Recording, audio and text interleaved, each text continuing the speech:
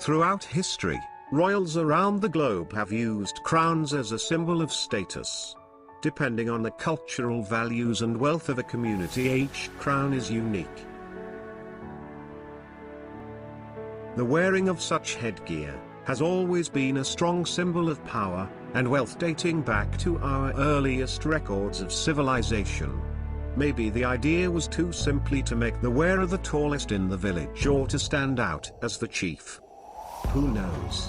Whatever the reason, a crown is a sought-after piece, and indirectly these have been the cause of quite a few spats over the years.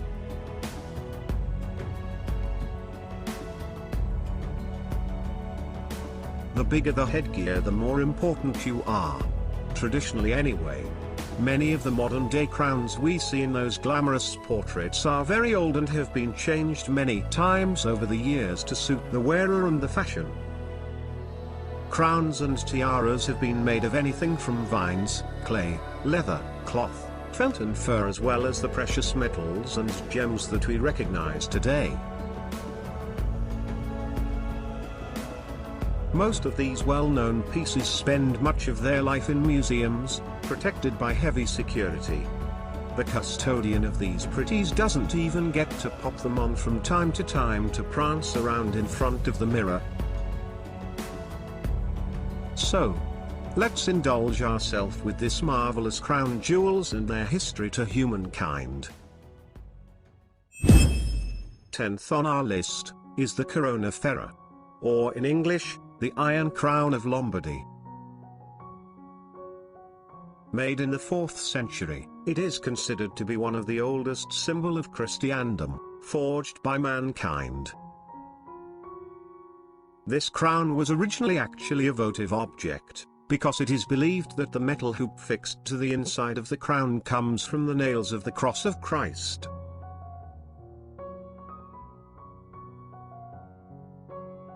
The outer circlet of the crown is made of 6 segments of beaten gold, partly enameled, joined together by hinges. It is set with 22 gemstones that stand out in relief, in the form of crosses and flowers. The crown was certainly in use for the coronation of the kings of Italy by the 14th century, and presumably since at least the 11th. However, according to a more recent study, the crown in its current state is the result of 2 different works made between the 4th to 5th and the 9th century. This seems to validate the legends about the origin of the crown, that date it back to the Lombard era and the coronation of their kings. The last to be crowned with the Iron Crown was Emperor Ferdinand I, in his role as King of Lombardy and Venetia. This occurred in Milan, on September 6, 1838. Currently the crown is kept in the Cathedral of Monza, near Milan. 9th on our list is the Crown of the Andes. This is the only crown in the list that is not made for mankind. It is far more divine. It was for the Virgin Mary, the Immaculate Conception of Popayan, Colombia. It took 6 years to complete, with 25 goldsmith, 5.3 pounds of pure 20-carat gold, and 1,500 carats of vibrant green Colombian emeralds. Finish in 1599. It was only used during special occasions. In 1650 the crown was stolen by the English pirates, only to lose it in a street fight 3 days after. And in 1812 the crown was found and returned to Popayan by Libertador Simon Bolivar. Currently, the crown is on display at the New York Metropolitan Museum of Arts. Created through the virtuosity of the Spanish colonial artists, the crown serves as a vivid expression of the cultural values and aspirations of the community within which it was made and used.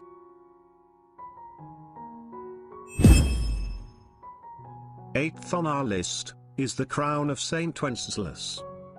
Made in 1347. It was made for the 11th King of Bohemia and Holy Roman Emperor Charles IV, from the House of Luxembourg.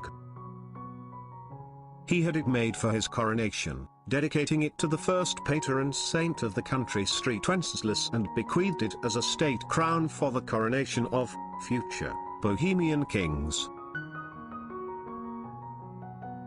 The St. Wenceslas crown is made of 21 to 22 carat, 88 to 92% gold and decorated with precious stones and pearls.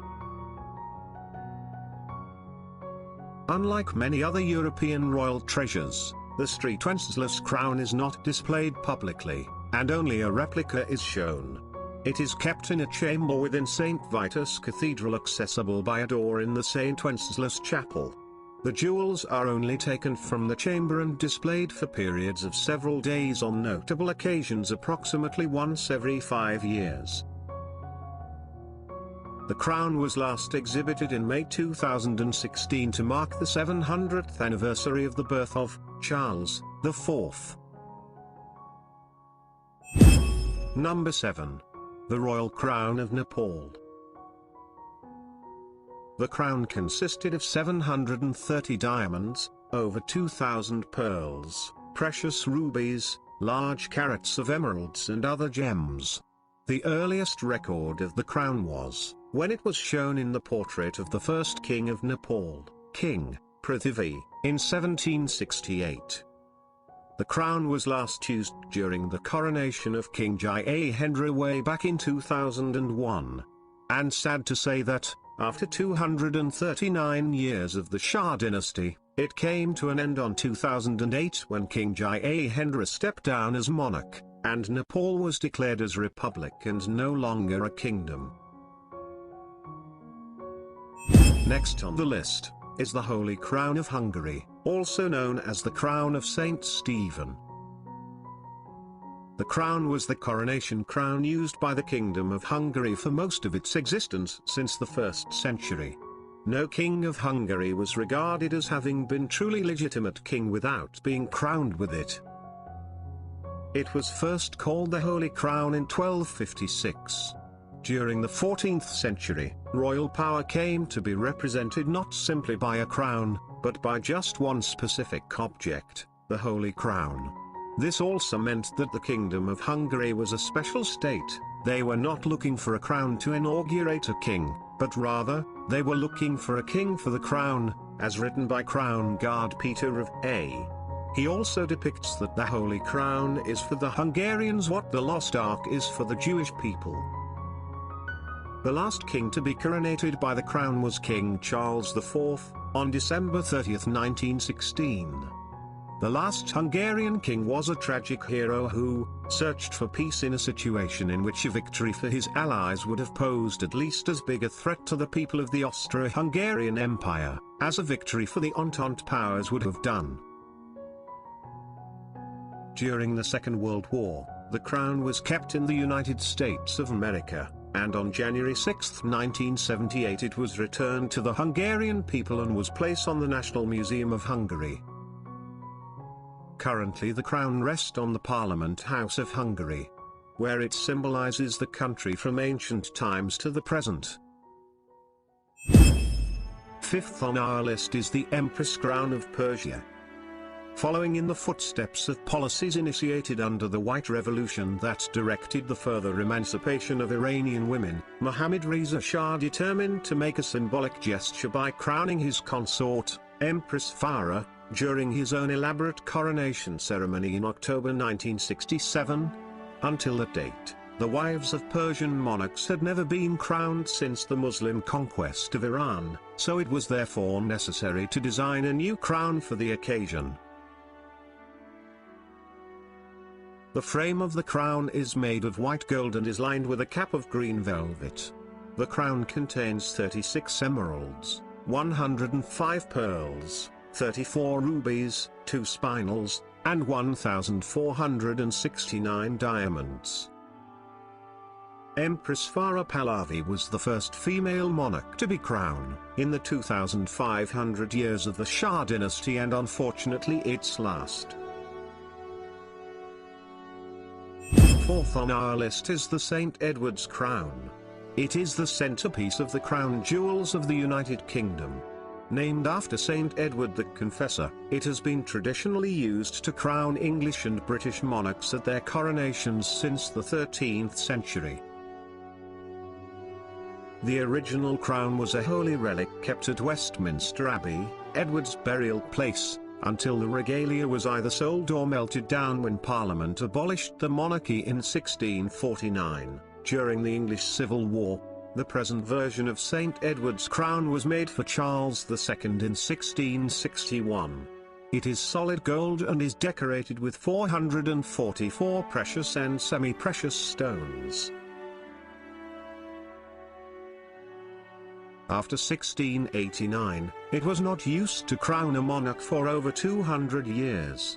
In 1911, the tradition was revived by George V, and all subsequent monarchs have been crowned using St. Edward's crown, and the last one who used it was Queen Elizabeth II, the current monarch of the United Kingdom since 1953.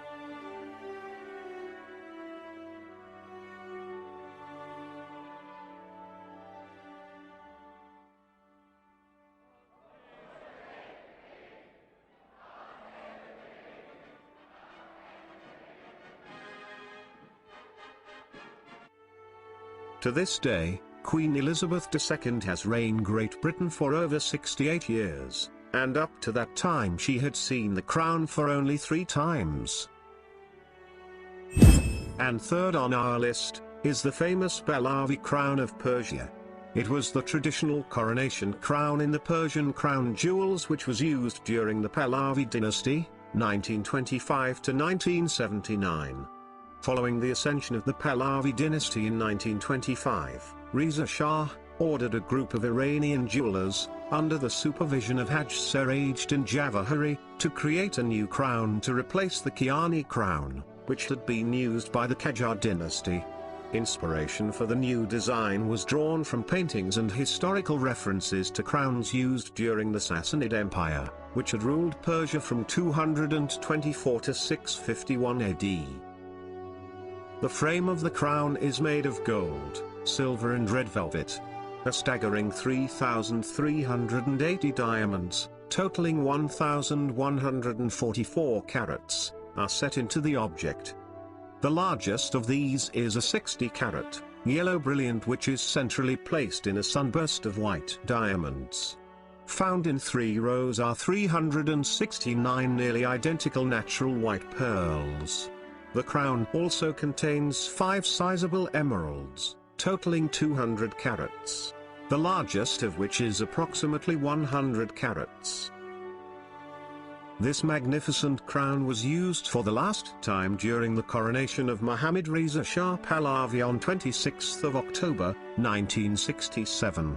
The crown survived the revolution, and now it is currently on display with the rest of the Iranian crown jewels at the Central Bank of Iran in Tehran.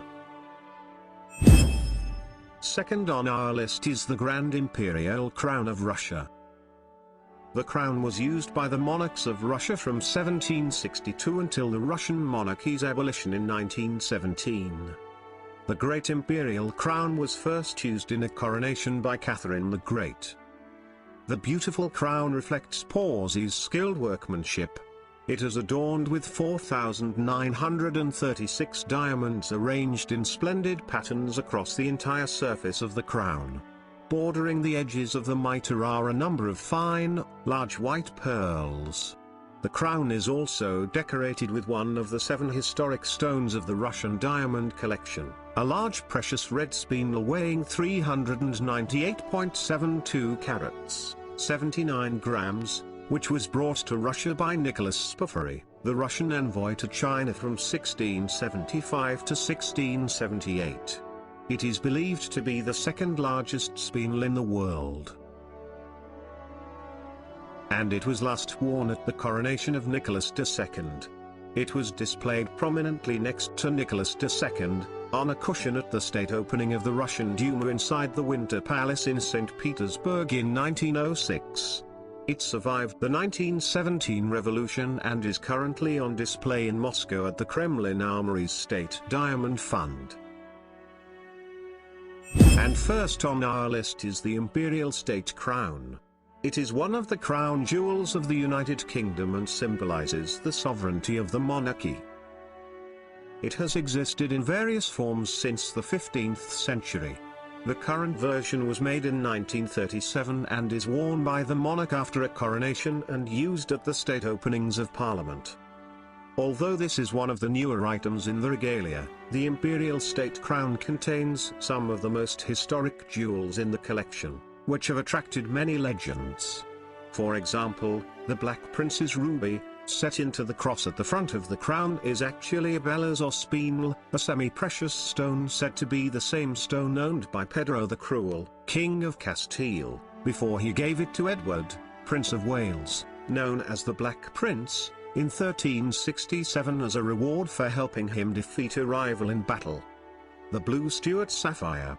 This sapphire was reputedly smuggled out of the country by James II when he fled in 1688. It now adorns the back of the imperial state crown. The Cullinan II, a 317.4 carats diamond type 2 internally flawless, is the second largest stone in the crown jewel of England, is set into the front band of the imperial state crown. The imperial state crown is the crown that the monarch wears as they leave Westminster Abbey after the coronation. It is also used on formal occasions, most notably the state opening of Parliament. The royal crown is a symbol of power and authority, of triumph, victory, legitimacy, honor, and glory, but of resurrection, immortality and righteousness as well. In the past, it was truly believed that Western kings were directly anointed by God, and that his power flowed through them, protecting the people. Whatever they represent today, the crowns, coronets or diadems of royal families are an important part of cultures around the world and, if not for that, they still have a historical value and an artistic one, because they were made by the finest jewelers and craftsmen of the time.